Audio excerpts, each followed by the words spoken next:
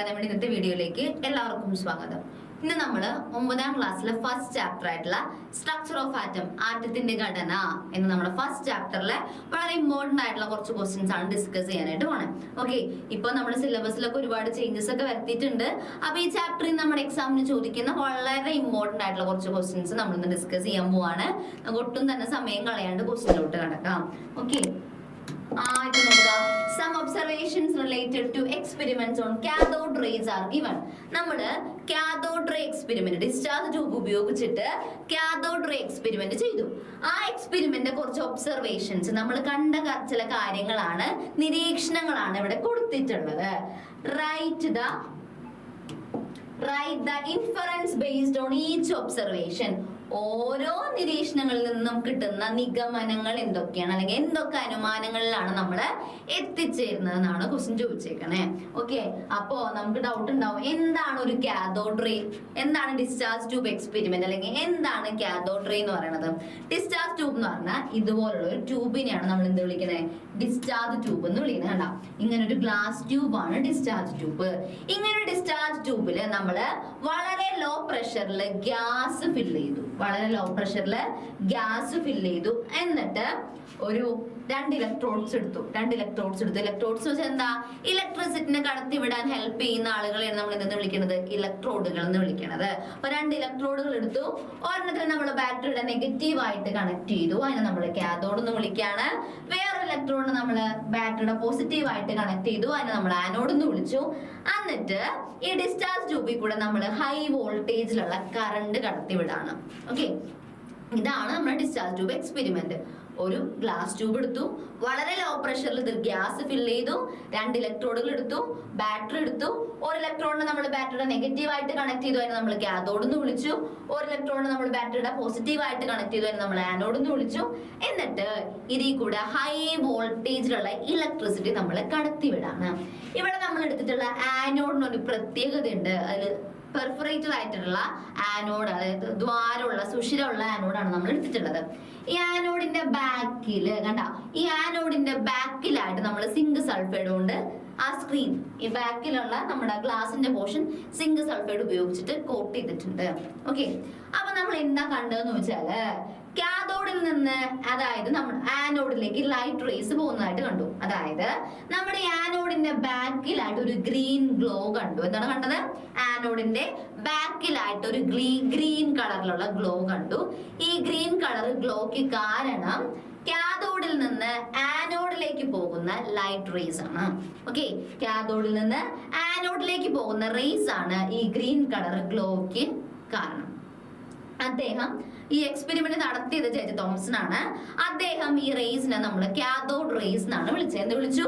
Cathode rays എന്ന് വിളിച്ചു. ഇത്രയാണ് നമുക്ക് ഡിസ്ചാർജ് ട്യൂബ് എക്സ്പെരിമെന്റ്. ഇതാണ് അതിന്റെ സെറ്റിങ്സ്. അപ്പൊ എന്താ നമ്മൾ കണ്ടേ? ഹൈ വോൾട്ടേജിലുള്ള കറണ്ട് കടത്തി വിട്ടപ്പോ കാഥോഡിൽ നിന്ന് ആനോഡിലേക്ക് ലൈറ്റ് റേസ് പോകുന്നത് കൊണ്ട് നമ്മുടെ ആനോഡിന്റെ ബാക്കിലായിട്ട് ഒരു ഗ്രീൻ കളർ ഗ്ലോ കണ്ടു. ഓക്കെ, ഗ്രീൻ കളർ ഗ്ലോ കണ്ടു ആനോഡിന്റെ ബാക്കില്. ഈ റേസിന് ഇവർ കാഥോഡിൽ നിന്ന് സഞ്ചരിക്കുന്നത് കൊണ്ട് ഇവരെ നമ്മൾ കാഥോഡ് റേസ് എന്നാണ് വിളിക്കുന്നത്. ഓക്കെ, ഈ എക്സ്പെരിമെന്റിനൊക്കെ ശേഷം ഈ കാഥോഡ് റേസിന്റെ പ്രോപ്പർട്ടീസ് പഠിക്കാൻ വേണ്ടിയിട്ട് നമ്മള് കുറെ കാര്യങ്ങൾ ചെയ്തു. അതിനാദ്യത്തെ നോക്കി, ആദ്യം നോക്ക, A pedal wheel placed in path of cathode rays rotate. എന്താണ്? കാഥോഡ് രശ്മികളുടെ പാതയിൽ വെച്ച നേർത്ത ഇതളുകളുള്ള ചക്രം കറങ്ങുന്നു. നോക്ക, നമ്മള് ഈ കാഥോഡ് റേ എക്സ്പെരിമെന്റ് ചെയ്തപ്പോ ഈ കാഥോഡ് റേസ് വരുന്ന പാത്തിൽ ഒരു പെഡൽ വീൽ വെച്ചു. അപ്പൊ നമ്മൾ എന്താ കണ്ടേ? ഈ പെഡൽ വീൽ റൊട്ടേറ്റ് ചെയ്യുന്നത് കണ്ടു. അതിന് കാരണം എന്താ? എന്താണെന്നാണ് ക്വസ്റ്റ്യൻ. അല്ലെങ്കിൽ അതിൽ നിന്ന് നമുക്ക് എന്ത് മനസ്സിലാക്കാനായിട്ട് പറ്റിയെന്നാണ് ക്വസ്റ്റ്യൻ. നമുക്ക് എന്താ മനസ്സിലാക്കാൻ പറ്റി? അതായത് ഈ കാഥോഡ് റേസിന് മാസ് ഉണ്ട്. Cathode rays are having mass. Cathode റേസിന് എന്തുണ്ട്? മാസ് ഉണ്ട്. ഒരു നിശ്ചിത മാസ് ഉള്ളത് കൊണ്ടാണ് ഈ പെഡൽ വീൽ റൊട്ടേറ്റ് ചെയ്തത്. അടുത്തെന്താ നമ്മൾ ചെയ്തേ? A shadow is formed if an object is placed in the path of the cathode rays. ഈ കാഥോഡ് റേയുടെ പാത്തില്, കാഥോഡ് റേ പോകുന്ന വഴിയില് വഴിയിൽ നമ്മളൊരു ഒപ്പേക്ക് ആയിട്ടുള്ള ഒരു ഒബ്ജക്റ്റ് വെക്കുകയാണ്. ലൈറ്റിനെ കടത്തി വിടാത്ത ഒരു ഒബ്ജക്റ്റിനെ വെച്ചു. ഓക്കെ, കാഥോഡ് റേ പോകുന്ന പാത്തില് ഒപ്പേക്ക് ആയിട്ടുള്ള അല്ലെങ്കിൽ ലൈറ്റിനെ കടത്തി വിടാത്ത ഒരു ഒബ്ജക്റ്റ് വെച്ചപ്പോ അതിന് ഷാഡോ അല്ലെങ്കിൽ നിഴൽ ഉണ്ടായി. ഇത് നമുക്ക് എന്ത് മനസ്സിലായി? Cathode rays travels in straight line, ഒരു നേരായ പാതയിലൂടെ അല്ലെങ്കിൽ നേർരേഖയിലൂടെയാണ് ആര് സഞ്ചരിക്കുന്നത്? കാഥോഡ് റേസ് സഞ്ചരിക്കുന്നത് നമുക്ക് മനസ്സിലായി. ഓക്കെ, നെക്സ്റ്റ് നോക്കാം. When the electric field is applied perpendicular to the path of the cathode rays, the rays deflected towards the positive plate. എന്താ നമ്മൾ ചെയ്തത്? അതായത് നമ്മുടെ ഈ കാഥോഡ് റേസ് പോകുന്ന പാത്തില് പെർപെൻഡിക്കുലർ ആയിട്ട് നമ്മൾ എന്ത് ചെയ്തു? ഇലക്ട്രിക് ഫീൽഡ് അപ്ലൈ ചെയ്തു. കാഥോഡ് റേസ് ഇങ്ങനെ പോവാണ് അല്ലെ, അതിന് പെർപെൻഡിക്കുലർ ആയിട്ട് നമ്മൾ ഇലക്ട്രിക് ഫീൽഡ് അപ്ലൈ ചെയ്തു. ഫോർ എക്സാമ്പിൾ നമ്മൾ വിചാരിക്കാം ഇവിടെ നമ്മൾ പോസിറ്റീവ് ചാർജ് ആണ്, ഇവിടെ നെഗറ്റീവ് ചാർജ് ആണ് കൊടുത്തതെന്ന് വിചാരിക്കാം. അപ്പോ നമ്മുടെ ഈ കാഥോഡ് റേസ് എന്ത് ചെയ്തു? ഈ പോസിറ്റീവ് ചാർജിന്റെ അടുത്തേക്ക് ഡിഫ്ലക്ട് ചെയ്തു. എന്താ ചെയ്തേ? ഈ കാഥോഡ് റേസ് പോസിറ്റീവ് ചാർജിന്റെ അടുത്തേക്ക് ഡിഫ്ലക്ട് ചെയ്തു. അതിൽ നമുക്ക് എന്ത് മനസ്സിലായി? Cathode rays are having negative charge. നമ്മൾ പഠിച്ചിട്ടുണ്ടല്ലേ, ഓപ്പോസിറ്റ് ചാർജസ് തമ്മിലാണ് അട്രാക്ഷൻ ഉള്ളത്. പോസിറ്റീവ് ചാർജ് എവിടേക്കാ പോവാ? നെഗറ്റീവിന്റെ അടുത്തേക്കാണ് പോവാ. നെഗറ്റീവ് ചാർജ് പോസിറ്റീവ് ചാർജിന്റെ അടുത്തേക്കാണ് പോവാ. ഓപ്പോസിറ്റ് ചാർജസ് തമ്മിലാണ് അട്രാക്ഷൻ ഉള്ളത്. ഓക്കെ, നമ്മൾ എന്താ പറഞ്ഞേ? കാഥോഡ് റേസ് പോകുന്ന പാത്തിന് പെർപെൻഡിക്കുലർ ആയിട്ട് നമ്മൾ ഇലക്ട്രിക് ഫീൽഡ് അപ്ലൈ ചെയ്തു. അപ്പൊ നമ്മുടെ കാഥോഡ് റേസ് പോസിറ്റീവ് ചാർജിന്റെ അടുത്തേക്ക് ഡിഫ്ലക്ട് ചെയ്തു. അതിൽ നമുക്ക് എന്ത് മനസ്സിലായി? കാഥോഡ് റേസിന് നെഗറ്റീവ് ചാർജ് ആണ്. അതുകൊണ്ടാണ് അവർ എന്ത് ചെയ്തത്? പോസിറ്റീവ് ചാർജിന്റെ അടുത്തേക്ക് ഡിഫ്ലക്ട് ചെയ്തത്. ഓക്കെ, അപ്പോ ഈ എക്സ്പെരിമെന്റിൽ നിന്ന് നമുക്ക് 3 ഒബ്സർവേഷൻ അല്ലെങ്കിൽ 3 നിഗമനങ്ങളിലേക്കാണ് നമ്മൾ എത്തുന്നത്. ഏതൊക്കെയാണ്? ഒന്ന്, കാഥോഡ് റേസിന് മാസ് ഉണ്ട്. പിന്നെന്താ പറഞ്ഞേ? They travels in straight line, അവർ നേർരേഖയിലൂടെയാണ് എപ്പോഴും സഞ്ചരിക്കുന്നത്. അടുത്ത ഒബ്സർവേഷൻ അല്ലെങ്കിൽ അടുത്ത നിഗമനം എന്താണ്? They are having negative charge, അവർക്ക് നെഗറ്റീവ് ചാർജ് ആണ്. അതുകൊണ്ടാണ് അവര് പോസിറ്റീവ് ചാർജിന്റെ അടുത്തേക്ക് ഡിഫ്ലക്ട് ചെയ്തത്. മനസ്സിലായെന്ന് വിചാരിക്കുന്നു കേട്ടാ. ഈ ഓരോ ഒബ്സർവേഷനും അതിന്റെ ഇൻഫറൻസും വളരെ ഇമ്പോർട്ടന്റ് ആണ്, എക്സാമിന് മസ്റ്റ് ആയിട്ട് ചോദിക്കും കേട്ടാ. നെക്സ്റ്റ് ക്വസ്റ്റ്യൻ നോക്കാം. The atomic number of an atom is 16. ഇതൊക്കെ നമ്മുടെ കീവേഡ്സ് ആണ് കേട്ടാ. Atomic number of an atom is 16. ഒരു എലമെന്റിന്റെ, ഒരു ആറ്റത്തിന്റെ അറ്റോമിക് നമ്പർ 16 ആണ്. Mass number is 32. അതേ ആറ്റത്തിന്റെ മാസ് നമ്പർ 32 ആണ്. ഇനി how many electrons, protons and neutrons are present in this atom? ഈ ആറ്റത്തില് എത്ര പ്രോട്ടോൺ ഉണ്ട്, എത്ര ഇലക്ട്രോൺ ഉണ്ട്, എത്ര ന്യൂട്രോൺ ഉണ്ട്? അപ്പൊ തന്നിട്ടുള്ള കാര്യങ്ങൾ നമ്മൾ ആദ്യം എഴുതാം. എന്താ? അറ്റോമിക് നമ്പറിനെ നമ്മൾ Z എന്ന ലെറ്റർ ഉപയോഗിച്ചിട്ടാണ് റെപ്രസെന്റ് ചെയ്യുന്നത്. എല്ലാവർക്കും അറിയാലോ, atomic number is represented by the letter Z. അപ്പൊ അറ്റോമിക് നമ്പർ എത്രയാണെന്നാ പറഞ്ഞേ? അറ്റോമിക് നമ്പർ 16 ആണ്. അപ്പൊ Z is equal to 16. അതേ എലമെന്റിന്റെ മാസ് നമ്പർ നമ്മൾ A എന്ന ലെറ്റർ ഉപയോഗിച്ചിട്ടാണ് റെപ്രസെന്റ് ചെയ്യുന്നത്. A എത്രയാണ്? 32 ആണ്. അപ്പൊ ഏതൊരു എലമെന്റിന്റെ ആറ്റം ആണ്, അതിന്റെ ആറ്റോമിക് നമ്പർ 16 ആണ്, മാസ് നമ്പർ 32 ആണ്. ഇതിൽ നിന്ന് നമ്മൾ എന്തോ കണ്ടുപിടിക്കണം? പ്രോട്ടോണിന്റെ എണ്ണം, ഇലക്ട്രോണിന്റെ എണ്ണം, ന്യൂട്രോണിന്റെ എണ്ണവും കണ്ടുപിടിക്കണം. നമുക്കറിയാം, atomic number is equal to number of protons or number of electron. ഒരു ആറ്റത്തിലുള്ള പ്രോട്ടോണിന്റെയോ ഇലക്ട്രോണിന്റെയോ എണ്ണം തന്നെയാണ് ആറ്റോമിക് നമ്പർ. ഒരു ആറ്റത്തില് എത്ര പ്രോട്ടോൺ ഉണ്ടോ അല്ലെങ്കിൽ എത്ര ഇലക്ട്രോൺ ഉണ്ടോ അതിന്റെ എണ്ണം തന്നെയാണ് ആറ്റോമിക് നമ്പർ. ആറ്റോമിക് നമ്പർ 16 അല്ലേ? സോ പ്രോട്ടോണിന്റെ എണ്ണം എന്ത് തന്നെയായിരിക്കും? പ്രോട്ടോണിന്റെ എണ്ണം എന്ത് തന്നെയായിരിക്കും? 16 തന്നെ ആയിരിക്കും. പ്രോട്ടോണിന് പോസിറ്റീവ് ചാർജ് ആണ്. ഇനി എന്തിന്റെ എണ്ണം കണ്ടുപിടിക്കണം? ഇലക്ട്രോണിന്റെ എണ്ണം കണ്ടുപിടിക്കണം മക്കളെ. ആറ്റം എന്ന് പറയുന്നത് ഇലക്ട്രിക്കലി ന്യൂട്രൽ ആണ്, ആറ്റത്തിന് ചാർജ് ഇല്ല. അതായത് ഒരാറ്റത്തില് പോസിറ്റീവ് ചാർജുള്ള എത്ര പ്രോട്ടോൺ ഉണ്ടോ അത്രയും ഇലക്ട്രോൺസ്, നെഗറ്റീവ് ചാർജുള്ള ഇലക്ട്രോൺസ് ഉണ്ടായിരിക്കും. മനസ്സിലായോ പറയണേ? ആറ്റം എന്ന് പറയുന്നത് ചാർജ് ഇല്ലാത്തതാണ് കേട്ടോ. ആറ്റത്തിന് എന്തില്ല? ചാർജ് ഇല്ല. സോ എത്ര പോസിറ്റീവ് ചാർജ് ഉണ്ടോ അത്രയും നെഗറ്റീവ് ചാർജ് ഉണ്ടായിരിക്കും. അതായത് ഒരാറ്റത്തില് എത്ര പ്രോട്ടോൺ ഉണ്ടോ അത്രയും ഇലക്ട്രോണുകളും ഉണ്ടായിരിക്കും. ഒരാറ്റത്തില് എത്ര പ്രോട്ടോൺ ഉണ്ടോ അത്രയും ഇലക്ട്രോൺസ് ഉണ്ടായിരിക്കും. ഇവിടെ പ്രോട്ടോണിന്റെ എണ്ണം 16 ആണ്. സോ ഇലക്ട്രോണിന്റെ എണ്ണം എന്ത് തന്നെയാണ്? 16 തന്നെയാണ്.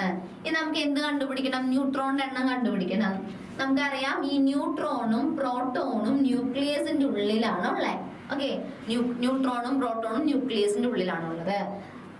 മാസ് മാസ് നമ്പറിൽ നിന്ന് അറ്റോമിക് നമ്പർ മൈനസ് ചെയ്ത് നമുക്ക് എന്ത് കിട്ടും? ന്യൂട്രോണിന്റെ എണ്ണം കിട്ടും. ന്യൂട്രോണിന്റെ എണ്ണം കാണാനുള്ള ഇക്വേഷൻ ആണ് എന്ത്?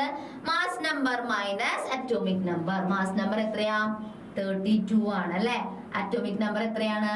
16 ആണ്. അപ്പൊ 32ൽ നിന്ന് 16 കുറച്ചാൽ 16 കിട്ടും അല്ലെ. അപ്പൊ ന്യൂട്രോണിന്റെ എണ്ണം എന്ത് തന്നെയാണ്? 16 തന്നെയാണ്. ന്യൂട്രോണിന്റെ എണ്ണം 16 തന്നെയാണ് കേട്ടോ. അപ്പൊ നമ്മൾ പ്രോട്ടോൺ എണ്ണം കണ്ടുപിടിച്ചു, ഇലക്ട്രോണിന്റെ എണ്ണം കണ്ടുപിടിച്ചു, ന്യൂട്രോണിന്റെ എണ്ണം കണ്ടുപിടിച്ചു. അടുത്ത ക്വസ്റ്റ്യൻ നോക്കാം. ഓക്കെ, അപ്പൊ ഈ ക്വസ്റ്റ്യൻ ആൻസർ ആയി. Write the electronic configuration of this atom. ഈ ആറ്റത്തിന്റെ ഇലക്ട്രോൺ വിന്യാസം എഴുതുക. ഇലക്ട്രോൺ വിന്യാസം, ആ പേര് തന്നെ ഉണ്ട് അല്ലെ. ഇലക്ട്രോൺ വിന്യാസം എന്ന് പറയുമ്പോ അവിടെ നമുക്ക് ആരെണ്ണ വേണ്ടേ? ആരെണ്ണ വേണ്ടേ? ഇലക്ട്രോണിന്റെ എണ്ണമാണ് വേണ്ടത് അല്ലെ. എന്താ ഇലക്ട്രോൺ വിന്യാസം എന്ന് വെച്ചാല്, അതായത് ഒരാറ്റത്തില് ഒരുപാട് ഷെല്ലുകൾ ഉണ്ടായിരിക്കും അല്ലെ. കെ ഉണ്ട്, എൽ ഉണ്ട്, എം ഉണ്ട്, എൻ ഉണ്ട്, നിങ്ങൾക്ക് അറിയാലോ. The way of arrangement of various electrons in shell. ഓരോ ഷെല്ലുകളിലായിട്ട് ഇലക്ട്രോൺസിനെ അറേഞ്ച് ചെയ്യുന്ന രീതിയെ പറയുന്ന പേരാണ് എന്ത്? ഇലക്ട്രോണിക് കോൺഫിഗറേഷൻ അല്ലെങ്കിൽ ഇലക്ട്രോൺ വിന്യാസം. നമുക്ക് തോന്നിയ പോലെ അറേഞ്ച് ചെയ്യാൻ പറ്റുമോ? ഇല്ല. ഓരോ ഷെല്ലിലും മാക്സിമം ഉൾക്കൊള്ളാൻ പറ്റുന്ന ഇലക്ട്രോണുകൾ എണ്ണത്തിന് ഒരു ലിമിറ്റേഷൻ ഉണ്ട്, അല്ലെങ്കിൽ ഒരു പരിധി ഉണ്ട്. കെയില് മാക്സിമം 2 ഇലക്ട്രോൺസ് കൊള്ളും, എല്ലില് 8, എമ്മില് 18, എന്നില് 32. എപ്പോഴും ഓർത്തു വെക്കുക, കെയില് 2, എല്ലില് 8, എമ്മില് 18, എന്നില് 32. ഓക്കെ, പിന്നെ electrons are filling in the increasing order of energy. ഊർജം കൂടി വരുന്ന ക്രമത്തിലാണ് ഇലക്ട്രോണുകൾ ഓരോ ഷെല്ലിലും ഫില്ല് ചെയ്യുന്നത്. അപ്പൊ നമ്മൾ ഇലക്ട്രോൺ വിന്യാസം എഴുതാൻ പോവാണ് കേട്ടോ. ഇലക്ട്രോണിക് കോൺഫിഗറേഷൻ അല്ലെങ്കിൽ ഇലക്ട്രോൺ കോൺഫിഗറേഷൻ അല്ലെങ്കിൽ ഇലക്ട്രോൺ വിന്യാസം എഴുതാൻ പോവാണ്. ഓക്കെ, അപ്പൊ ആദ്യം നമുക്ക് ഡൗട്ട് ഉണ്ടായിരിക്കും അല്ലെ. അങ്ങനെ ഒരു ഡൗട്ട് ഇല്ലാണ്ടിരിക്കാൻ വേണ്ടി നമുക്ക് എന്ത് ചെയ്യാം? ഇങ്ങനെ എഴുതി വെക്കാം. ആദ്യം ഇലക്ട്രോൺ ഫില്ല് ചെയ്യണത് ഏറ്റവും എനർജി കുറവുള്ള കെയിലാണ്. അത് കഴിഞ്ഞ് എല്ലിലേക്ക് പോകും, അത് കഴിഞ്ഞ് എമ്മിലേക്ക് പോകും, പിന്നെയാണ് എന്നിലേക്ക് പോകുന്നത്. ഓക്കെ, അപ്പോ ഇലക്ട്രോണിക് കോൺഫിഗറേഷൻ എന്ന് പറയുമ്പോൾ തന്നെ നമ്മൾ എന്താ ആലോചിക്കണം? ഇവിടെ നമ്മൾ ഇലക്ട്രോൺസിനാണ് അറേഞ്ച് ചെയ്യാൻ പോകുന്നത്. അത് ആലോചിക്കാം. ആകെ നമ്മുടെ എത്ര ഇലക്ട്രോൺസ് ഉണ്ട്? നമ്മുടെ കയ്യിൽ 16 ഇലക്ട്രോൺസ് ആണുള്ളത്. നമ്മുടെ കയ്യിൽ 16 ഇലക്ട്രോണുകൾ ഉണ്ട്. ഈ 16 ഇലക്ട്രോണുകളും ഓരോ ഷെല്ലിലേക്ക് ഇങ്ങനെ നിറയാൻ പോവാണ്. എവിടുന്ന് സ്റ്റാർട്ട് ചെയ്യണം? എപ്പോഴും കെയിന്നാണ് സ്റ്റാർട്ട് ചെയ്യണ്ടേ. 16 പേരും കൂടെ കെയില് പോയി. 16 പേരും കെയില് കയറ്റൂ? ഇല്ല, 2 പേരെ കയറ്റുള്ളൂ. കാരണം കെക്ക് മാക്സിമം 2 ഇലക്ട്രോണിനെ മാത്രമേ ഉൾക്കൊള്ളാനായിട്ട് പറ്റുള്ളൂ. അപ്പൊ കെയില് 2 പേര് കയറി. ഓക്കെ, 16 പേരുണ്ടായിരുന്നു, 2 പേര് കയറി കെയില്. ബാക്കി എല്ലാവരും കൂടെ അടുത്തയിലേക്ക് പോകും, എല്ലിലേക്ക് പോകും. എല്ലിലേക്ക് ഇങ്ങനെ എല്ലാവരും കയറാൻ നിൽക്കാണ് കേട്ടോ. എല്ലാവരും കയറ്റുമോ? എല്ലാവരും കയറ്റുമോ? ഇല്ല. എല്ലില് മാക്സിമം 8 പേരെ കൊള്ളുള്ളൂ. അപ്പൊ 8 പേര് എല്ലില് കയറി. 8ഉം 2ഉം 10 ആയി. നമ്മുടെ എത്ര പേരും കൂടി ഉണ്ട്? ഇനി 6 പേരും കൂടി ഉണ്ട്. 6 പേരും കൂടെ എമ്മിലേക്ക് പോകും. 6 പേരും എമ്മില് കയറ്റുമോ? കയറ്റും. കാരണം എമ്മില് മാക്സിമം 18 ഇലക്ട്രോൺസ് വരെ കൊള്ളാനായിട്ട് പറ്റും. അപ്പോ 18 പേർക്ക് ഇരിക്കാൻ പറ്റിയ സീറ്റില് അല്ലെങ്കിൽ 18 പേര് കൊള്ളുന്ന സ്ഥലത്ത് 6 പേര് കയറുകൊണ്ട് വല്ല കുഴപ്പമുണ്ടോ? ഇല്ല. ബാക്കിയുള്ള 6 പേരും കൂടെ എമ്മിലോട്ട് കയറും. ഇനി ഇലക്ട്രോണിക് കോൺഫിഗറേഷൻ എങ്ങനെയാ നമ്മൾ എഴുതാ? 2, 8, 6 എന്നാണ് എഴുതുന്നത്. നമ്മൾ എങ്ങനെ എഴുതേണ്ടത്? 2, 8, 6 എന്നാണ് നമ്മൾ എഴുതുന്നത് കേട്ടോ. ഓക്കെ, അപ്പൊ നമുക്ക് ആൻസർ മനസ്സിലായെന്ന് വിചാരിക്കണു. എപ്പോഴും ഒരിക്കലും മറക്കാൻ പാടില്ല എന്ത്? ഇലക്ട്രോണിക് കോൺഫിഗറേഷൻ നമ്മൾ എഴുതുമ്പോ ഇലക്ട്രോണിന്റെ എണ്ണാണ് നോക്കേണ്ടത്, ന്യൂട്രോണിന്റെ എണ്ണം അല്ല. സാധാരണ കുട്ടികൾ എപ്പോഴും തെറ്റിക്കാറുള്ളതാണ് കേട്ടോ. പേരിൽ തന്നെ നമുക്ക് കിട്ടും. Draw the orbit electron configuration of this atom. ഇതിന്റെ ഓർബിറ്റ് ഇലക്ട്രോൺ വിന്യാസം ചിത്രീകരിക്കുക. ഓക്കെ, അതായത് ഇച്ചിരി മാറ്റിയാണേ.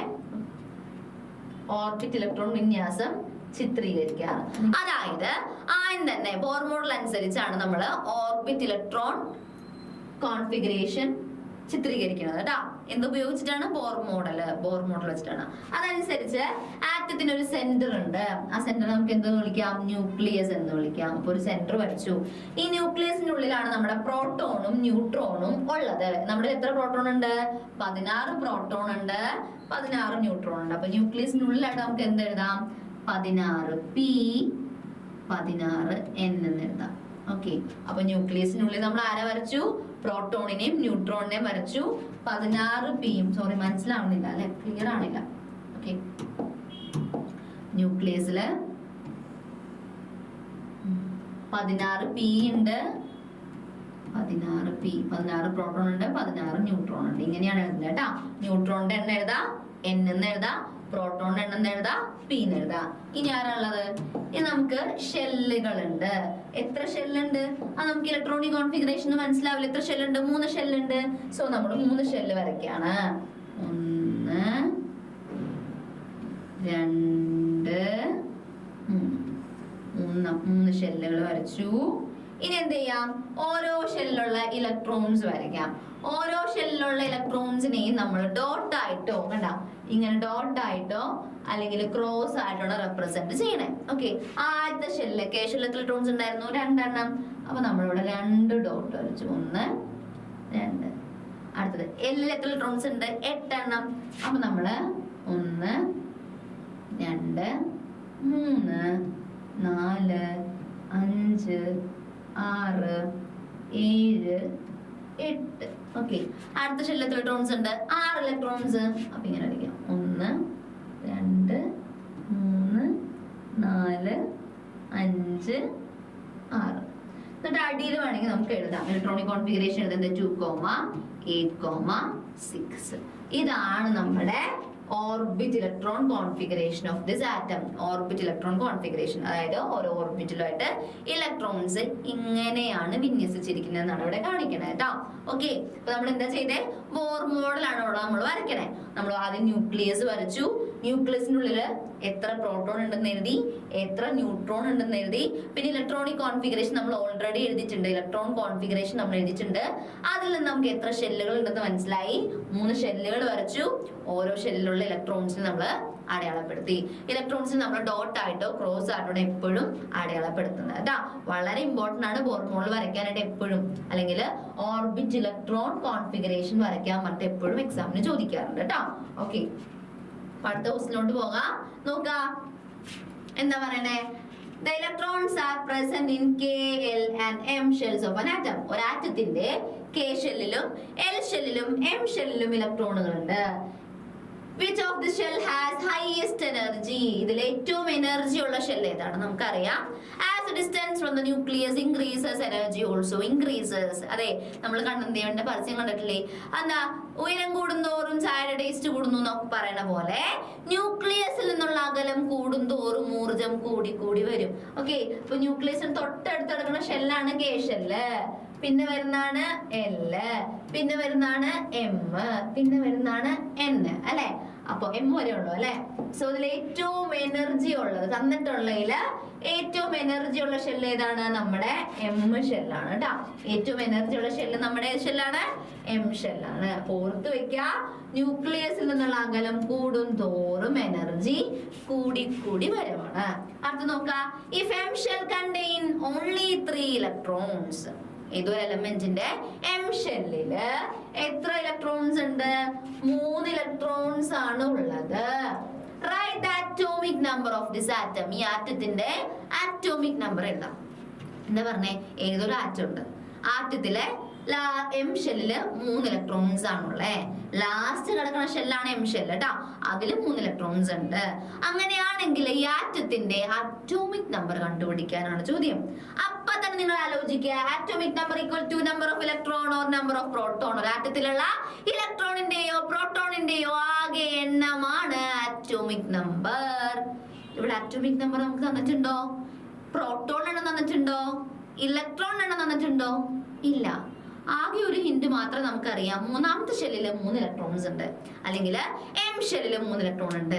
മക്കളെ, ഇലക്ട്രോൺസ് ഫില്ല് ചെയ്യുന്നത് എനർജിയുടെ ഇൻക്രീസിംഗ് ഓർഡറിലാണ്. നമുക്ക് അറിഞ്ഞൂടെ?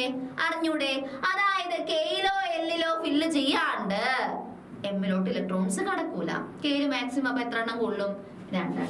അതായത് കെയിൽ 2 ഇലക്ട്രോൺ കയറിയാൽ മാത്രമേ ബാക്കിയുള്ള ഇലക്ട്രോൺ എങ്ങോട്ട് കടക്കാൻ പറ്റുള്ളൂ? എല്ലോട്ട് കടക്കാൻ പറ്റുള്ളൂ. എല്ല് മാക്സിമം എത്ര എണ്ണം കൊള്ളും? 8 എണ്ണം. എല്ല് 8 എണ്ണം കയറിയാലേ എമ്മിലോട്ട് കടക്കുള്ളൂ. അപ്പൊ ഈ പറയുന്ന ആറ്റത്തിന്റെ ഇലക്ട്രോണിക് കോൺഫിഗറേഷൻ എന്താ? 2,8,3 ആണ്. അതായത് ഈ ആറ്റത്തിന്റെ കെ ഷെല്ലിൽ 2 ഇലക്ട്രോൺസ് ഉണ്ട്, എൽ ഷെല്ലിൽ 8 ഇലക്ട്രോൺസ് ആണുള്ളത്, എം ഷെല്ലിൽ 3 ഇലക്ട്രോൺ ഉണ്ട്. ഇതൊക്കെ കൂടെ കൂട്ടിയാല് ഇതിൽ ആകെ എത്ര ഇലക്ട്രോൺ ഉണ്ടെന്ന് കിട്ടില്ലേ? ആകെ എത്ര ഇലക്ട്രോൺ ഉണ്ടെന്ന് കിട്ടില്ലേ? അതായത് ഓരോ ഷെല്ലിലുള്ള ഇലക്ട്രോണുകളുടെ എണ്ണം കൂട്ടാം. 2,8,3 എത്ര കിട്ടും? 13 കിട്ടും അല്ലെ? അതായത് ഈ ആറ്റത്തില് ആകെ 13 ഇലക്ട്രോൺസ് ഉണ്ട്. നമുക്കറിയാം ഒരാറ്റത്തിലുള്ള ഇലക്ട്രോണുകളുടെ എണ്ണം തന്നെയാണ് ആറ്റോമിക് നമ്പർ. സോ ഇവിടുത്തെ ആറ്റോമിക് നമ്പർ എത്രയാ വരാ? 13 ആണ് വരാട്ടാ. ഓക്കെ ആണല്ലോ? അപ്പൊ ഓർത്ത് വെക്കാം, ഒരാറ്റത്തിലുള്ള ഇലക്ട്രോണുകളുടെ ആകെ എണ്ണം അല്ലെങ്കിൽ പ്രോട്ടോണുകളുടെ ആകെ എണ്ണമാണ് ആറ്റോമിക് നമ്പർ. ഇവിടെ ആറ്റോമിക് നമ്പറോ ഇലക്ട്രോണിന്റെ എണ്ണോ പ്രോട്ടോണിന്റെ എണ്ണോ തന്നിട്ടില്ല. പകരം നമുക്ക് ലാസ്റ്റ് ഷെല്ലിൽ 3 ഇലക്ട്രോൺ ഉണ്ടെന്ന് അറിയാം. ലാസ്റ്റ് ഷെല്ലായിട്ടുള്ള എമ്മിന് 3 ഇലക്ട്രോൺ ഉണ്ടെങ്കിൽ അതിന് മുമ്പേ വരുന്ന കെ ഷെല്ലും എൽ ഷെല്ലും കംപ്ലീറ്റ്ലി ഫിൽഡ് ആയിരിക്കും. അപ്പൊ നമുക്ക് കെയിൽ 2 എണ്ണം ഉണ്ടെന്ന് മനസ്സിലായി, എല്ലില് 8 എണ്ണം ഉണ്ടെന്ന് മനസ്സിലായി. ആകെ ഇലക്ട്രോണുകൾ എണ്ണം കൂട്ടുമ്പോൾ നമുക്ക് എന്ത് കിട്ടും? ആറ്റോമിക് നമ്പർ കിട്ടും. ഇവിടുത്തെ ആറ്റോമിക് നമ്പർ അപ്പൊ 13 ആണ്. ഓക്കെ, നെക്സ്റ്റ് ക്വസ്റ്റ്യൻ നോക്കാം. What is the number of electrons in this atom? Okay, ഇതിൽ ആകെ എത്ര ഇലക്ട്രോൺ ഉണ്ട്? 13 തന്നെ, അത് നമുക്കറിയാം. If the nucleus of this atom contains 16 neutron, ഇതിന്റെ ന്യൂക്ലിയസിൽ 16 ന്യൂട്രോൺസ് ഉണ്ട്. What is it's mass number? Okay, ഈ പറയുന്ന ആറ്റത്തില് എത്ര ആറ്റോമിക് നമ്പർ എത്രയാണ്? 13 ആണ്. ഇലക്ട്രോണിന്റെ എണ്ണം എത്ര തന്നെയാണ്? 13 തന്നെയാണ് കേട്ടോ. ഇലക്ട്രോണിന്റെ എണ്ണം 13 ആണ്, ആറ്റോമിക് നമ്പറും 13 ആണ്. അതിന്റെ ന്യൂക്ലിയസില് 16 ന്യൂട്രോൺസ് ഉണ്ട്. ന്യൂട്രോൺസിന്റെ എണ്ണം, ന്യൂട്രോൺസ് എത്ര എണ്ണം ഉണ്ട്? 16 എണ്ണം ഉണ്ട് കേട്ടാ. 16 ന്യൂട്രോൺസ് ഉണ്ട്. അങ്ങനെയാണെങ്കിൽ മാസ് നമ്പർ എന്താണെന്നാണ് ക്വസ്റ്റ്യൻ. മാസ് നമ്പർ നമ്മൾ എ എന്ന ലെറ്റർ ഉപയോഗിച്ചിട്ടാണ് റെപ്രസെന്റ് ചെയ്യണേ. നമുക്കറിയാം mass number is equal to number of protons plus number of neutrons. ഒരാറ്റത്തിലുള്ള ന്യൂട്രോണിന്റെയും പ്രോട്ടോണിന്റെയും ആകെ എണ്ണമാണ് മാസ് നമ്പർ. ഇവിടെ എത്ര പ്രോട്ടോൺ ഉണ്ട്? 13 പ്രോട്ടോൺ ഉണ്ട്. എത്ര ന്യൂട്രോൺ ഉണ്ട്? 16 ന്യൂട്രോൺസ് ഉണ്ട്. രണ്ടും കൂടെ കൂട്ടുമ്പോൾ നമുക്ക് എന്ത് കിട്ടും? 29. അതായത് നമ്മൾ ഈ പറയുന്ന ആറ്റത്തിന്റെ മാസ് നമ്പർ 29 ആണ്. അപ്പൊ നിങ്ങൾ ഓർത്തു വെക്കുക, ഒരാറ്റത്തിലുള്ള പ്രോട്ടോണിന്റെയും ന്യൂട്രോണിന്റെയും ആകെ എണ്ണമാണ് മാസ് നമ്പർ. മാസ് നമ്പറിനെ നമ്മൾ എ എന്ന ലെറ്റർ ഉപയോഗിച്ചിട്ടാണ് റെപ്രസെന്റ് ചെയ്യണത്. മാസ് നമ്പർ കണ്ടുപിടിക്കാൻ വേണ്ടിയിട്ട് പ്രോട്ടോണിന്റെയും ന്യൂട്രോണിന്റെയും എണ്ണം കൂട്ടിയാൽ മതി. ഇവിടെ 19 പ്രോട്ടോൺ ഉണ്ട്, 16 ന്യൂട്രോൺ ഉണ്ട്. കൂടെ കൂട്ടുമ്പോൾ നമുക്ക് എന്ത് കിട്ടും? 29 കിട്ടും കേട്ടാ. ഓക്കെ, നെക്സ്റ്റ് അടുത്ത ക്വസ്റ്റ്യൻ നോക്കാം. The orbital electron configuration of an atom is given below. നേരത്തെ പോലെ അല്ല, നേരത്തെ നമ്മളോട് ആറ്റോമിക് നമ്പറും മാസ് നമ്പറും പ്രോട്ടോൺ എണ്ണം ന്യൂട്രോൺ ഒക്കെ തന്നിട്ട് ഇതുപോലുള്ള ഓർബിറ്റ് ഇലക്ട്രോൺ കോൺഫിഗറേഷൻ വരയ്ക്കാൻ പറഞ്ഞു. ഇപ്പൊ എങ്ങനെയാ തന്നിട്ടുള്ളത്? ഓൾറെഡി ഒരു ഓർബിറ്റ് ഇലക്ട്രോൺ കോൺഫിഗറേഷൻ തന്നിട്ട് കുറച്ച് ക്വസ്റ്റ്യൻസ് വെച്ചേക്കാണ്. ആദ്യത്തെ ക്വസ്റ്റ്യൻ നോക്കാം. What is the mass number of this atom? ഈ ആറ്റത്തിന്റെ മാസ് നമ്പർ എന്താ? നമുക്കറിയാം, പ്രോട്ടോണിന്റെയും ന്യൂട്രോണിന്റെയും എണ്ണം കൂട്ടിയാൽ മാസ് നമ്പർ കിട്ടും. ഇവിടെ 13 പ്രോട്ടോണും 14 ന്യൂട്രോൺ ആണുള്ളത് കേട്ടോ. 13 + 14 27. അപ്പൊ നമ്മുടെ മാസ് നമ്പർ എത്രയാ? 27 ആണ് കേട്ടോ. നെക്സ്റ്റ് നോക്കാം. Write the electron configuration. Electronic configuration എഴുതാം, ഇലക്ട്രോൺ വിന്യാസം എഴുതാം. ഇലക്ട്രോൺ കോൺഫിഗറേഷൻ എന്ന് പറയുമ്പോൾ തന്നെ നിങ്ങൾ ആലോചിക്കുക, നമുക്ക് വേണ്ടത് ഇലക്ട്രോണിന്റെ എണ്ണമാണ്. ഇവിടെ 13 പ്രോട്ടോൺ ഉണ്ട് അല്ലെ? 13 പ്രോട്ടോൺ ഉണ്ട്. സോ ഒരാറ്റത്തിന് ചാർജ് ഇല്ലാത്തത് കൊണ്ട് തന്നെ അവിടെ എത്ര പ്രോട്ടോൺ ഉണ്ടാവോ അത്രയും ഇലക്ട്രോൺ ഉണ്ടായിരിക്കും. ഇത് ഇപ്പോഴേ രജിസ്റ്റർ ചെയ്ത് വെക്കുക. പ്രോട്ടോണിന്റെ എണ്ണോ ഇലക്ട്രോണിന്റെ എണ്ണവും തുല്യമാണ്. ഇവിടെ 13 പ്രോട്ടോൺ ഉണ്ട്. സോ ഇവിടെ എത്ര ഇലക്ട്രോൺ ഉണ്ടായിരിക്കും? 13 ഇലക്ട്രോൺ ഉണ്ടായിരിക്കും. അപ്പൊ ഇലക്ട്രോണിക് കോൺഫിഗറേഷൻ നമ്മൾ എഴുതാൻ പോവാണ്. ആദ്യം നമ്മൾ എങ്ങനെ എഴുതാം? KLMN എഴുതാം, തെറ്റാണ്ടിരിക്കാനാണ് കേട്ടോ. ഓക്കെ, അപ്പൊ നമ്മുടെ കയ്യില് 13 പേരുണ്ട്. 13 പേരും കൂടെ കെയിലോട്ട് പോവാണ്. എല്ലാവരെയും കെയിൽ കയറ്റോ? എത്ര പേരെ കയറ്റുള്ളൂ? 2 പേരെ കയറിക്കാൻ ഞാൻ പറഞ്ഞു. Door closed. എനിക്ക് 2 ആളെ കയറ്റാൻ പറ്റുള്ളൂ. അതിൽ കൂടുതൽ ഒരാളെ പോലും എനിക്ക് കയറ്റാനായിട്ട് പറ്റില്ല. അപ്പൊ കെയിൽ 2 പേര് കയറും. ബാക്കി എല്ലാവരും കൂടെ എങ്ങോട്ട് പോവും? എല്ലിലോട്ട് പോവും. എല്ലിൽ എല്ലാവരെയും കയറ്റുമോ? എല്ലിൽ എത്ര പേരെ കയറ്റും? 8 പേരെ കയറ്റും. 8 പേരെ കയറ്റും. ബാക്കി എത്ര പേരുണ്ട്? 3 പേരുണ്ട് അല്ലേ? ആ 3 പേരും കൂടെ എങ്ങോട്ട് പോകും? എമ്മിലോട്ട് പോകും. അപ്പൊ ഇവിടുത്തെ ഇലക്ട്രോണിക് കോൺഫിഗറേഷൻ എങ്ങനെയാ വരാ? 2, 8, 3 എന്നാണ് വരാം. വളരെ ഇമ്പോർട്ടന്റ് ആണ്, തെറ്റിക്കരുത്. ഇലക്ട്രോൺ കോൺഫിഗറേഷൻ എഴുതുമ്പോൾ ഇലക്ട്രോണിന്റെ എണ്ണമാണ് നോക്കേണ്ടത് കേട്ടോ. നെക്സ്റ്റ് ക്വസ്റ്റിനോട്ട് പോവാം. നോക്കാം. ചില മൂലകങ്ങളുടെ പ്രതീകങ്ങൾ നൽകിയിരിക്കുന്നു. The symbols of some elements are given. Some elements, symbols of some elements are given. ചില മൂലകങ്ങളുടെ പ്രതീകങ്ങളാണ് നൽകിയിരിക്കുന്നത്. Select the pairs of isobars from the given element. ഇതിൽ നിന്ന് ഐസോബാറിനെ സെലക്ട് ചെയ്യുക. ഐസോടോപ്പ് അല്ല, ഐസോബാർ കേട്ടോ. ഐസോബാറിനെ സെലക്ട് ചെയ്യുക. അപ്പൊ തന്നെ നിങ്ങൾ ആലോചിക്കുക, അതായത് എന്താണ് ഐസോടോപ്പ്, എന്താണ് ഐസോബാർ? ഐസോടോപ്പ് എന്ന് പറഞ്ഞാൽ എന്താ? മാസ് ആറ്റോമിക് നമ്പർ സെയിം ആയിരിക്കും, മാസ് നമ്പർ ഡിഫറെന്റ് ആയിരിക്കും. ആറ്റോമിക് നമ്പർ സെയിം ആയിരിക്കും, മാസ് നമ്പർ ഡിഫറെന്റ് ആയിരിക്കും. അങ്ങനെയുള്ളവരാണ് എന്ന് പറയുന്നത് ഐസോടോപ്പ് എന്ന് പറയുന്നത്. ഐസോബാർ എന്ന് വെച്ചാൽ നേരെ തിരിച്ച് ഒരെണ്ണം നിങ്ങൾ പഠിച്ചു വെച്ചാൽ മതി കേട്ടോ.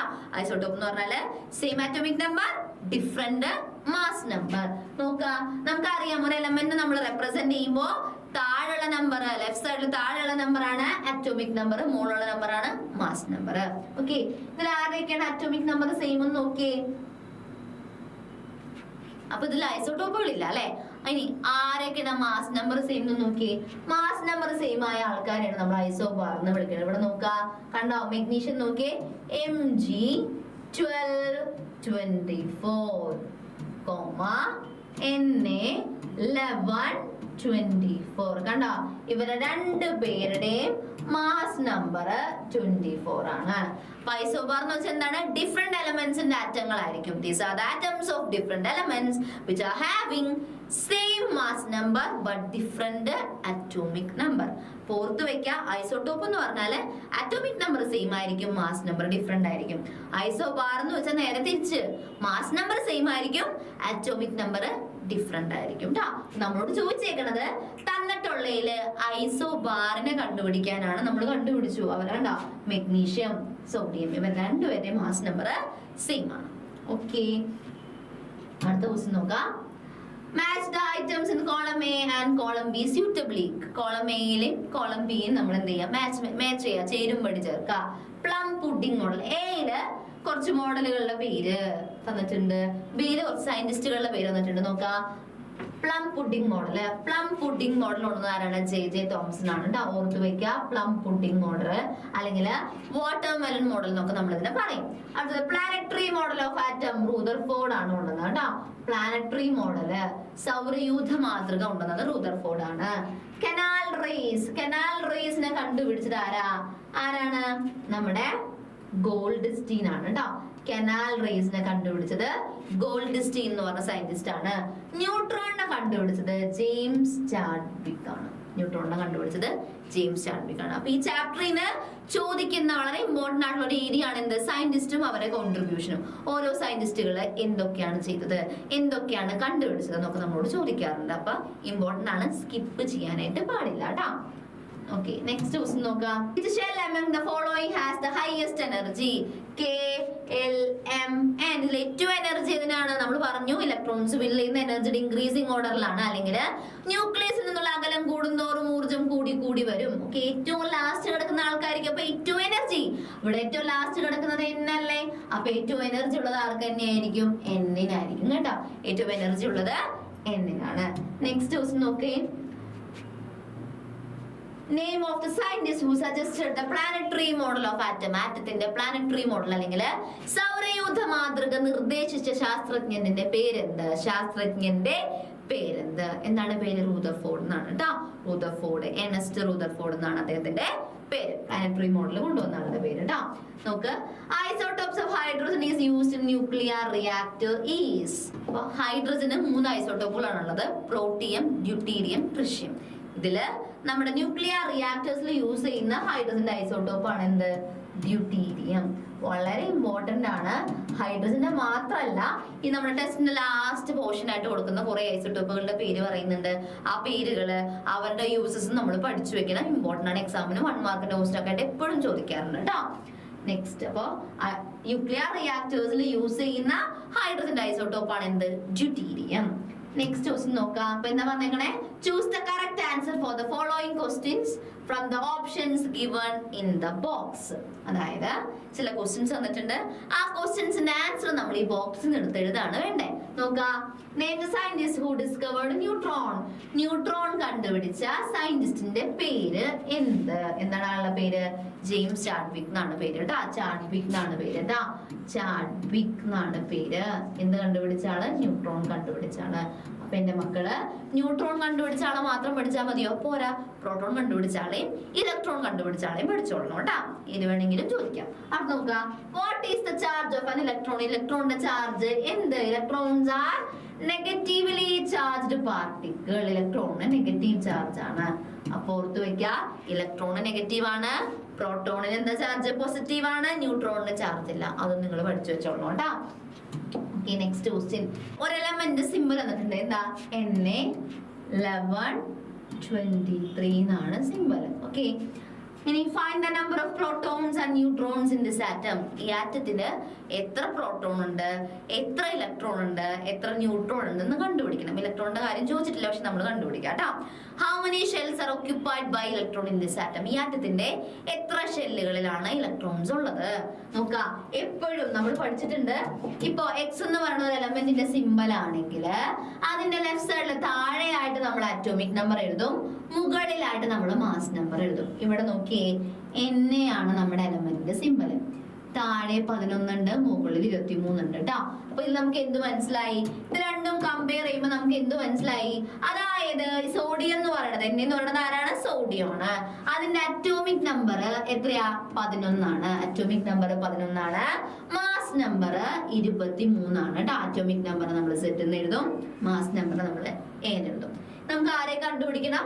പ്രോട്ടോണിന്റെ എണ്ണവും ന്യൂട്രോണിന്റെ എണ്ണം കണ്ടുപിടിക്കണം. നമുക്കറിയാം, ഒരാറ്റത്തിന്റെ അറ്റോമിക് നമ്പർ തന്നെയാണ് അതിന്റെ പ്രോട്ടോണിന്റെ എണ്ണം. ഒരാറ്റത്തിലെ പ്രോട്ടോണിന്റെ എണ്ണം തന്നെയാണ് അറ്റോമിക് നമ്പർ. അറ്റോമിക് നമ്പർ 11 ആണെങ്കിൽ പ്രോട്ടോണിന്റെ എണ്ണം തന്നെയായിരിക്കും, 11 എണ്ണം തന്നെയായിരിക്കും കേട്ടോ. ഇനി ഇലക്ട്രോണിന്റെ എണ്ണം കണ്ടുപിടിക്കുക. ഒരാറ്റം എന്ന് പറയുന്നത് ചാർജ് ഇല്ലാത്ത ഒരാളാണ് അല്ലെ. Atom is electrically neutral. ആറ്റത്തിന് ചാർജ് ഇല്ല. സോ ഒരാറ്റത്തിൽ എത്ര പ്രോട്ടോൺ ഉണ്ടോ അത്രയും ഇലക്ട്രോൺസ് ഉണ്ടായിരിക്കും. ഇവിടെ 11 പ്രോട്ടോൺ ഉണ്ട്. അപ്പൊ എത്ര ഇലക്ട്രോൺ ഉണ്ട്? 11 ഇലക്ട്രോൺസ് ഉണ്ട്. ഓക്കെ, ഇനി എന്താ കണ്ടുപിടിക്കണം? ന്യൂട്രോണിന്റെ എണ്ണം കണ്ടുപിടിക്കണം. നമുക്കറിയാം, ന്യൂട്രോണിന്റെ എണ്ണം കണ്ടുപിടിക്കാൻ വേണ്ടിയിട്ട് നമ്മൾ എന്ത് ചെയ്യണം? ന്യൂട്രോൺ എണ്ണം കണ്ടുപിടിക്കാനായിട്ട് മാസ് നമ്പറിൽ നിന്ന് അറ്റോമിക് നമ്പർ മൈനസ് ചെയ്യണം. മാസ് നമ്പർ 23 ആണ്, അറ്റോമിക് നമ്പർ 11 ആണ്. മൈനസ് ചെയ്യുമ്പോൾ നമുക്ക് എന്ത് കിട്ടും? 12 കിട്ടും കേട്ടോ. സോ ഇതിലുള്ള ന്യൂട്രോണിന്റെ എണ്ണം 12 ആണ്. ഇനി how many shells are occupied by electron in this atom? ഈ ആറ്റത്തിന്റെ ഏതൊക്കെ ഷെല്ലിലാണ് ഇലക്ട്രോൺസ് ഉള്ളത്? അപ്പൊ നമുക്ക് എന്ത് ചെയ്യാം? ഇൻഡയറക്റ്റ് ആയിട്ട് അവർ ഇലക്ട്രോണിക് കോൺഫിഗറേഷൻ ഇവിടെ ചോദിച്ചേക്കാണ്.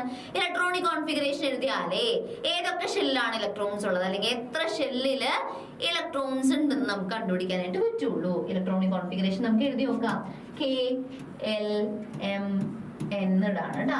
ഓക്കെ, 11 ഇലക്ട്രോൺസ് ആണുള്ളത് അല്ലെ. ഇലക്ട്രോണിക് കോൺഫിഗറേഷൻ അല്ലെങ്കിൽ ഇലക്ട്രോൺ കോൺഫിഗറേഷൻ എഴുതാനായിട്ട് നമുക്ക് ആരെണ്ണാണ് വേണ്ടത്? ഇലക്ട്രോണിന്റെ എണ്ണമാണ്. അത് എത്ര ഉണ്ട്? 11 എണ്ണം ഉണ്ട് അല്ലെ. അപ്പൊ ഈ 11 പേരും കൂടി ഇങ്ങനെ നിരന്നിക്കാണ്.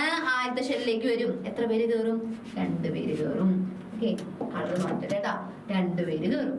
ബാക്കി എല്ലാവരും കൂടെ എങ്ങോട്ട് കയറും? എല്ലോട്ട് കയറും. എത്ര പേരെ കയറ്റുള്ളൂ? എല്ലാവരും കൂടെ എല്ലോട്ട് പോകും. എത്ര പേരെ കയറ്റും? 8 പേരെ കയറ്റും. അപ്പൊ എല്ലില് 8. ബാക്കി എത്ര എണ്ണം ഉണ്ട്? 2 10. ഇനി ബാക്കി ഒരെണ്ണം കൂടി ഉണ്ടല്ലേ. ആ ഒരെണ്ണം എമ്മിലോട്ട് പോകും. അപ്പൊ ഇലക്ട്രോണിക് കോൺഫിഗറേഷൻ എങ്ങനെയാ വരാ? 2,8,1. ഇത് നമുക്ക് എന്ത് മനസ്സിലായി? എത്ര ഷെല്ലുകളുണ്ട്? 3 ഷെല്ലുകളാണുള്ളത് കേട്ടോ. അപ്പൊ നമ്മളോട് ചോദിച്ചിട്ടുള്ള ക്വസ്റ്റ്യൻ എന്തായിരുന്നു? How many shells are occupied by electron in this atom? ഈ ആറ്റത്തിന്റെ എത്ര ഷെല്ലിലാണ് ഇലക്ട്രോണുകൾ ഉള്ളത്? അത് നമുക്ക് ഇലക്ട്രോണിക് കോൺഫിഗറേഷൻ എഴുതുമ്പോ കിട്ടി അല്ലെ. എത്ര ഷെല്ലുകളാണുള്ളത്? 3 ഷെല്ലുകളിലാണ് ഇലക്ട്രോൺസ് ഉള്ളത്. ഓക്കെ, ഇപ്പൊ എല്ലാ ക്വസ്റ്റിന്റെ ആൻസർ ആയിട്ടോ. വളരെ ഇമ്പോർട്ടന്റ് ആണ്. പ്രോട്ടോൺ എണ്ണം കണ്ടുപിടിക്കുക, ഇലക്ട്രോൺ എണ്ണം കണ്ടുപിടിക്കുക, ന്യൂട്രോൺ എണ്ണം കണ്ടുപിടിക്കുക, ഇലക്ട്രോൺ കോൺഫിഗറേഷൻ എഴുതാ. ഓക്കെ, അതൊക്കെ വളരെ ഇമ്പോർട്ടന്റ് ആണ്. അപ്പൊ പഠിച്ചിട്ട് പൊക്കോളണം കേട്ടോ. ഓക്കെ, അപ്പൊ ഈ ക്വസ്റ്റ്യൻ നോക്കാം. Mass number of an atom is 35. ഒരു ആറ്റത്തിന്റെ മാസ് നമ്പർ 35 ആണ്. അപ്പൊ നമ്മൾ എഴുതി A equal to 35. There are 3 shells in this atom. ഈ ആറ്റത്തില് 3 ഷെല്ലുകൾ ഉണ്ട്. KLM. അതില് മൂന്നാമത്തെ ഷെല്ലില് 7 ഇലക്ട്രോൺസ് ഉണ്ട്. ഓക്കെ, അടുത്ത question right the electron configuration of this atom. ഈ ആറ്റത്തിന്റെ ഇലക്ട്രോൺ വിന്യാസം എഴുതുക മക്കളെ. ഇലക്ട്രോൺസ് ഫില്ല് ചെയ്ത് എനർജി ഡിക്രീസിങ് ഓർഡറിലാണ്. കെയിലോ എല്ലിലോ ഫില്ല് ചെയ്യാണ്ട് എമ്മിലോട്ട് ഇലക്ട്രോൺസ് കടക്കൂല. അപ്പൊ കെയിൽ എത്ര എണ്ണം ഉണ്ടാവും? 2 എണ്ണം. കെയിൽ 2 എണ്ണം കയറിയതിനു ശേഷം മാത്രമേ എല്ലിലോട്ട് കടക്കുള്ളൂ. ഇതിൽ എത്ര എണ്ണം ഉണ്ടാവും? 8 എണ്ണം. എല്ലിൽ 8 എണ്ണം കയറിയതിനു ശേഷം മാത്രമേ ഇങ്ങോട്ട് കടക്കുള്ളൂ, എമ്മിലോട്ട് കടക്കുള്ളൂ. അപ്പൊ ഇവിടുത്തെ ഇലക്ട്രോണിക് കോൺഫിഗറേഷൻ വരുന്നത് എന്താ? 2,8,7 ആണ്. അടുത്ത question what is it's atomic number? നമുക്കറിയാം ഒരാറ്റത്തിലുള്ള പ്രോട്ടോണിന്റെയോ ഇലക്ട്രോണിന്റെയോ ആകെ എണ്ണമാണ് അറ്റോമിക് നമ്പർ. പ്രോട്ടോൺ ആണ് നമുക്ക് തന്നിട്ടില്ല, പക്ഷെ നമുക്ക് എന്തറിയാം? ഇലക്ട്രോണിക് കോൺഫിഗറേഷൻ അറിയാം. എന്താണ് ഇലക്ട്രോണിക് കോൺഫിഗറേഷൻ എന്ന് വെച്ചാൽ, അല്ലെങ്കിൽ ഇലക്ട്രോൺ വിന്യാസം എന്ന് വെച്ചാൽ ഓരോ ഷെല്ലിലും എത്ര ഇലക്ട്രോൺസ് ഉണ്ടെന്നല്ലേ അല്ലെ? അപ്പൊ ഓരോ ഷെല്ലിലുള്ള ഇലക്ട്രോണുകളുടെ എണ്ണം കൂട്ടിയാലേ നമുക്ക് ആകെയുള്ള ഇലക്ട്രോണുകളുടെ എണ്ണം കിട്ടും. അതന്നെയാണ് നമ്മുടെ അറ്റോമിക് നമ്പർ ആയിട്ട് വരുന്നത്. So atomic number equal to 2,2 + 8 + 7 which is equal to 17. അതായത് അറ്റോമിക നമ്പർ 17 ആണ്. അടുത്ത് നോക്കാം. Draw the Bohr model of this atom. Bohr model നമ്മൾ ഇപ്പൊ പറയണത് എന്താണെന്നറിയോ? Draw the orbit electron configuration എന്നാണ് പറയാ. അതായത് നമ്മൾ ആദ്യം എന്ത് വരയ്ക്കണം? ന്യൂക്ലിയസ് വരയ്ക്കണം. ന്യൂക്ലിയസിൽ ആരൊക്കെയുണ്ട്? പ്രോട്ടോൺ ഉണ്ട്, ന്യൂട്രോൺ ഉണ്ട്. ഇവിടെ എത്ര പ്രോട്ടോൺ ഉണ്ടെന്ന് നോക്കിയേ. എത്ര പ്രോട്ടോൺ ഉണ്ട്? Proton 17 proton. അപ്പൊ നമുക്ക് എങ്ങനെ എഴുതാം? 17p. ന്യൂട്രോൺ ആണ് നമുക്ക് അറിഞ്ഞൂടാ, അപ്പൊ കണ്ടുപിടിക്കാലോ. ന്യൂട്രോണിന്റെ എണ്ണം equal to mass number minus atomic number. അതായത് 35 മൈനസ് 17 ഈക്വൽ ടു 18. അപ്പൊ ഇവിടുത്തെ ന്യൂട്രോണിന്റെ എണ്ണം 18 ആണ്. ഓക്കെ, അപ്പൊ ന്യൂക്ലിയസിലുള്ള ആൾക്കാരായി നമുക്ക് എന്ത് വരയ്ക്കണം? ഷെല്ല് വരയ്ക്കണം അല്ലെ? എത്ര ഷെല്ലുണ്ട്? 3 ഷെല്ലുണ്ട്. നമുക്ക് ഇലക്ട്രോൺ വിന്യാസം, ഇലക്ട്രോണിക് കോൺഫിഗറേഷൻ അല്ലെങ്കിൽ ഇലക്ട്രോൺ കോൺഫിഗറേഷൻ നമുക്ക് ഷെല്ലുകളുടെ എണ്ണം കിട്ടി. 3 ഷെല്ലാണുള്ളത്. 3 ഷെല്ലുകൾ വരച്ചു. മനസ്സിലായല്ലേ? ഷെല്ലുകളുടെ എണ്ണം എവിടെ കിട്ടണത്? നമുക്ക് ഇലക്ട്രോൺ കോൺഫിഗറേഷൻ എന്നാണ് കിട്ടുക. ടീച്ചർ വരച്ച ഷെല്ലുകള് മൊട്ട ഷേപ്പ് ആയിട്ടുണ്ട്. നിങ്ങൾ വരയ്ക്കുമ്പോ ഇച്ചിരി കൂടി വൃത്തിക്ക് വരയ്ക്കുക കേട്ടോ.